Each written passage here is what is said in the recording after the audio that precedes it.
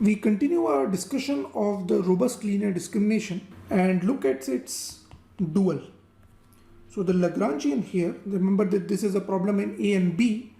If we associate a Lagrange multiplier lambda I with each of this capital N constraints, then the Lagrangian, which is a function of A, B and lambda, is given by norm of A minus summation over I from 1 to n lambda I times yi times A transpose xi plus b minus 1, and this can be written as norm of A minus A transpose summation of lambda I yi xi minus b times summation over I from 1 to n.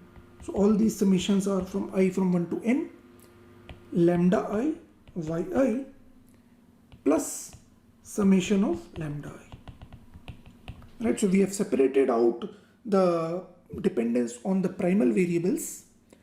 Now we already know how to solve these problems. So for example, we can solve the first problem, norm of A minus A transpose this quantity, so summation of lambda I yi x I equal to 1 to n.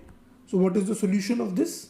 If you recall the derivation of the second order cone programming dual, then you would see that the solution of this is given by 0 whenever norm of I equal to 1 to n lambda I yi xi is less than equal to 1 and minus infinity otherwise.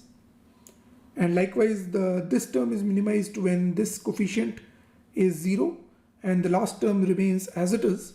So therefore, we can see that the dual problem is given by maximization of summation of lambda I equal to 1 to n, subject to the constraint that summation of lambda I yi xi norm is less than equal to 1, which is coming from here, and the other constraint is that summation of lambda I yi is equal to 0. Now what is the interpretation of this dual problem? So the reason we have derived this dual problem is to get some intuition, and remember that yi is either plus or minus 1. So when yi is plus 1, let us introduce some variables. So let us say that the lambda I corresponding to those yi which are plus 1 are written as lambda I and the corresponding x are written as xi, while for those labels that are minus 1, we introduce lambda I, we replace lambda I with lambda I tilde and xi with xi tilde. So in that case, you can observe that this constraint can be written as summation of lambda I equal to summation of lambda I tilde. Now this summation is over all I such that yi is equal to 1, and this summation is over all I such that yi equal to minus 1. And let's call this quantity as t. Then what can we say about summation of lambda I? Summation of lambda I, which is the objective, is simply 2t, which is the sum of both of these. And then what we can do is we can introduce another set of variables. So gamma I is equal to lambda I divided by t, and gamma I tilde is equal to lambda I tilde divided by t. So this way we can write the constraints as summation of gamma I equal to 1 and summation of gamma I tilde equal to 1.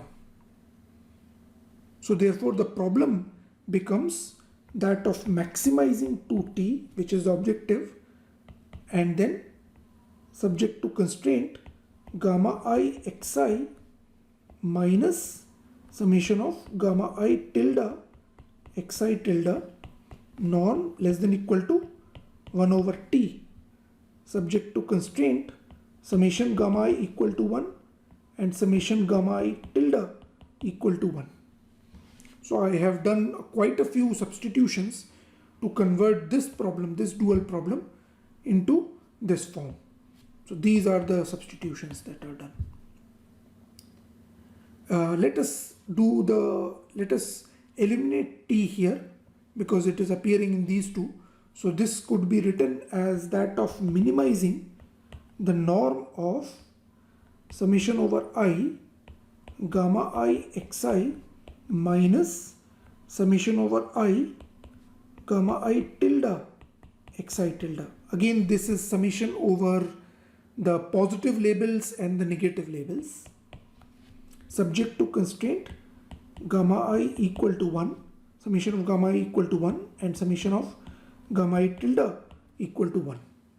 So what is going on here? Let's imagine xi to be some points, right? So these are the points xi. What does summation of gamma I xi represent? For summation of gamma I equal to 1, it represents the convex hull. So the convex hull of these points is represented by summation of gamma I xi. Likewise, the convex hull of the circles is represented by summation of gamma I tilde xi tilde. So these are xi tilde and these are xi. And what we are doing is that we are finding the distance between these two convex hulls. So the primal problem was that of finding the hyperplane, and the dual problem is that of finding the distance between these two hyperplanes. So the dual problem entails minimizing the distance between these convex hulls. So that is a very interesting interpretation, a dual interpretation of the classification or linear discrimination problem, which is that in the primal domain, we try to find the hyperplane that separates these two sets of points. In the dual domain, we try to find the line that joins these two convex hulls.